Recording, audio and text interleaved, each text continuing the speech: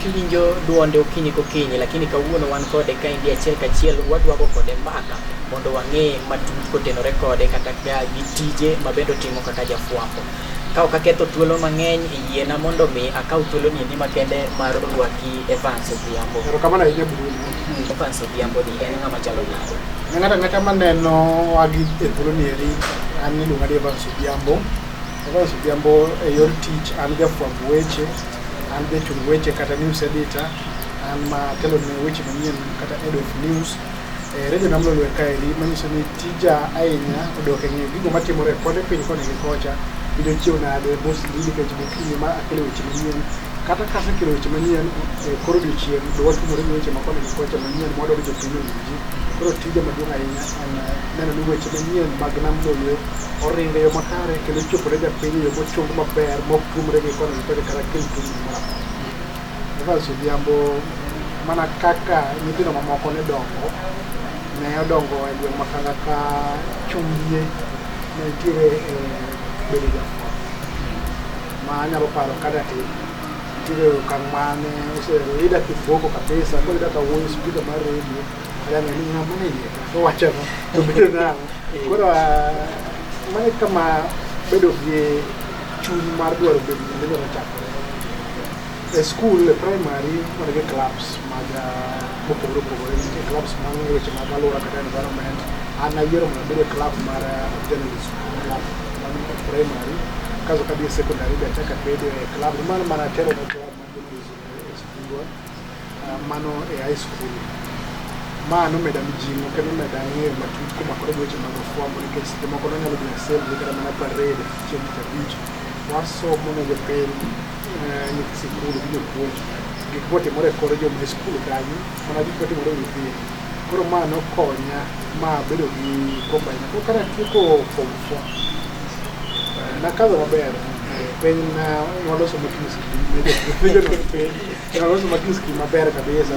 Noluonga e kar somo mamalo jomoko luongo ni college kata mbalariany ma adhi Nairobi ma asomo fwambo gi keyo. En gima ok atim timo ngumu timo gezwa. En gima timo gima asomo mabedo ne klas mopuonja gi jopuonj maricho mapuonjo weche mag fwambo gi keyo. Koro manyiso ni king'iyo kaka nachako sigana, en gima nachako gi interest kata gi gombo mar bedo jafwambo. Abiro ma achako practice matin kata kete tim matin e primary ka wan e club. Achako abiro e secondary wakete club. Koro katieko secondary ni ayueyo matis kaka ng'eni ng'ato kotieko skul nyaka koro kwe wi moro matin. Bang'e aneno kaka odhi transit ma koro adhi e mbalariany. Koro ka e mbalariany abedo koro manyalo bedo jalendo. Ere kaka koro tiji midonjo michako lendo gi kanye kata e higa? Achako lendo ayanga higa 2012 ma kigolo oko 2023 golo oko 2012 ma en higa mar 11 weche mag fwambo gi keyo. Manyiso ni asebedo around for some time ma gik matimore e weche mag fwambo wang'eyo. Nachako gi nyakalondo mana kinyalo winjo kaka nyalo mention nachako gi nyakalondo mar Victoria ema nachako godo higa mar 2012.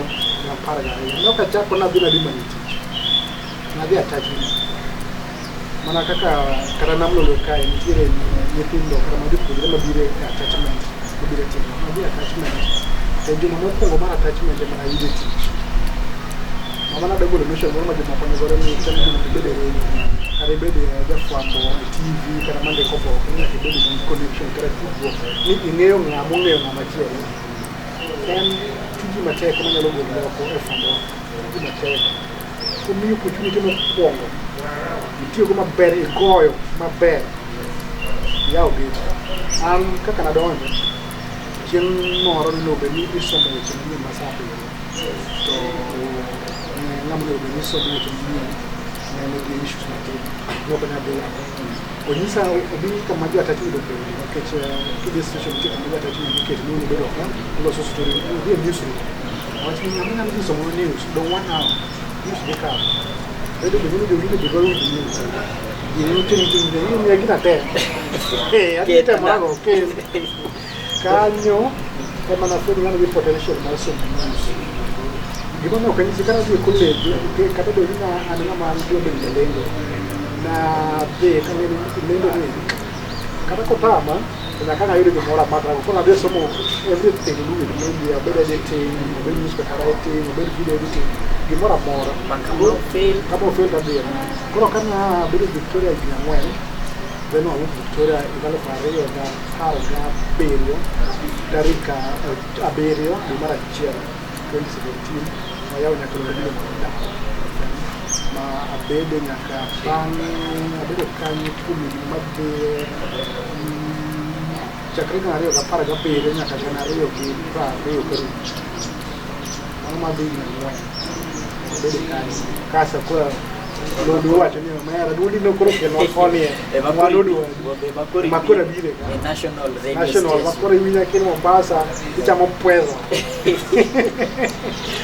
Lejo maneno agiela kiseche giendi wan ka idije jafwambo mang'ula kabisa miluongo ni Evans Odhiambo omiyo wasegande kaka nochako bedo jafwambo nyaka gie thuolo ni endi mapod en jafwambo kendo jalno ero motelo ne jogo eko machiwo weche manyien kata head of news department radio Namlolo. Kapok isubscribe akwai ni made dear red button mondo subscribe nikech mano e yo achiel kende minyalo yudo wago seche temwa bolo video mora mora e YouTube kanyo. Parnia inyalo ndiko nwa oti mari bende e comment section kanyo mondo wang'i kaka wanyalo konyre kanyakla kamano. Pod wadhi nyime ka indi Evans Odhiambo. Aparo ni nitiere challenges moko ma ng'ato nyalo kali e kinde motimo tich. En challenge mane misekali maduong' kabisa minyalo wacho ni ma to kore ni challenge ma samora seneno platform kai kata mai gima serakora godo ma samoro ne tek mondo mi make decision. Kago sigana kiyochie chido de mtoro ko mo asebe head of news mondo me make decision mako ngalo be kalo ready do ma de yan sendo no ma giving interest ne ka kido ma ni kama de tip tiri gudo conflict of interest e radio kata mane weche mag fwambo kana chiero ko ma chido de mwaka de para re pressure di moros oke moreka moro to kido kata mane information ya pini kasi odwa wi kedo kini news kata mana bedo kata mana jokuti mo ko ma ko mi chiko samoro ko mi chiko mo fwambo wa kasi kedo gini news kuri ni mano bedo ati asema na problem ma jibo ni weche mag fwambo ni Kenya na yapo atero mag fwambo kinyo katiba hapa ni fwambo ya chero politiki ya Kenya makatiba kwa kama tu kisomo atakuluta de primary katiba article 34 and article 35 wewe chama fwambo 33 wewe access to information ngalo de watch nade kaka ja fwambo mwenyewe nyalo bedo gira teaching nade kaka ja fwambo mwenyewe kinyo aina yo siasa ndio kumko sebe kama ya fwambo tulo mara mapema mapo kiri okite mana moko iro ka do fwambo bedo ni ati so linda lo hiyo ana chini de mdu mati wala yoni do ka pressure chini press ya fwambo odeti mo coverage kama mara election kusebo kora ekieno ya siasa kuko goli simu ni langa na yiro ko kata kali tadu no bisa gijo mati ku no bolo do ka bolo do ko mano is just one of the chini na au ko mate force de market ni kata kiri kata follow 35 mono mi yoro kata information because I see a lot of people that have access to information they teguwe ma ko information mono mi yoro information kala man offices na dogo dogo ma ko na ato na bi preference ni ko nyani ko mani penja ni ana kaka ana Evans mani maseka achino ko mutetie akada bedo specific ni ana kani nyanza nene gi case moro ma ke mano ter na moro ma ngo to ke mane mucha iko ko timu ndo di chiemo ni mo ti ko kaka do fwambo mo ko penyo wa tende ko ne ki era do no ngena ko te moro di ko di non ora do ni mucha ri mo do no ni lo no mucha lo no mucha olor ko de temo ti ko di fwambo mano achiro ko mo aseka o se do nyaka e klise idhi timo investigation moro to an investigation kata nonro ma mulo kata kwaro police kata kwaro jok madongo dongo e society oselorne nyaka sa beda ka ni bedo pretend mondo kama kan igol e withdraw